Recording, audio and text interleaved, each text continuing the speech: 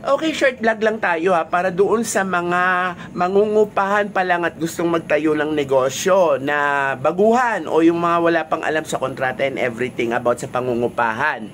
Ganito yun, no? Tapos sinabihan kayo kagad ng kailangan nyo mag-provide ng 1 month advance and 2 months deposit. Kasi may nangungulit dito sa kapatid ko, no? Medyo siguro baguhan lang siya, medyo ignoramus pa siya pagdating sa mga ganyang bagay.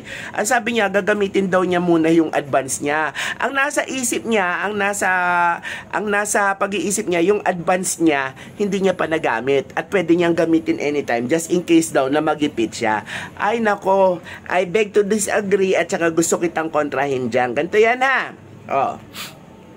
Pag sinabi mong 1 month advance, gagamitin mo na yan.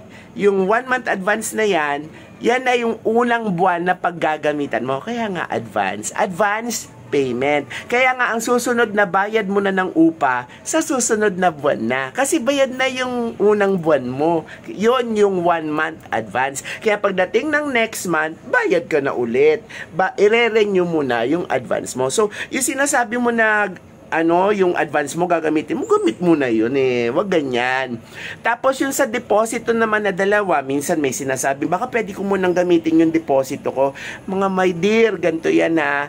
Ang depositong dalawa, yung isang deposito dyan, kasi nasa kontrata lagi ha, standard. Doon sa standard na kontrata, 30 days before, pag gusto mo na, nagipit ka, ayaw mo na magnegosyo at gusto mo nang umalis, 30 days before, dapat magsasabi ka na o gagawa ka na ng written letter na ayaw mo nang ituloy yung contract at nagpapaalam ka na kasi may sakit ka o kung ano man ang dahilan, yun na yung isang depositong gagamitin mo. Kasi nga, 30 days before. So, ibig sabihin, isang buwan yon, yung deposito na yan ang gagamitin mo para kahit papano, pwede ka pang makabawi ng isang buwan sa negosyo mo. Ngayon, depende na.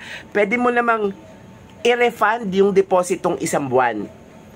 Kung papayagan ka sa pakiusap mo sa may-ari ng bahay na baka po pwedeng gamitin ko na lang yung pera, alis na lang po ako kaagad, ganon. Aalis na po kami kaagad kasi kailangan ko po ng pera. Kung papayagan ka, pero nasa option pa rin ng may-ari ng bahay yung isang buwan na yan. Kasi yung isang buwan na yan yung 30 days before na magsasabi ka kung gusto mo nang i-terminate yung kontrata. Okay? Ngayon yung natitirang isa pang deposito, maiiwan na yan sa may-ari ng bahay.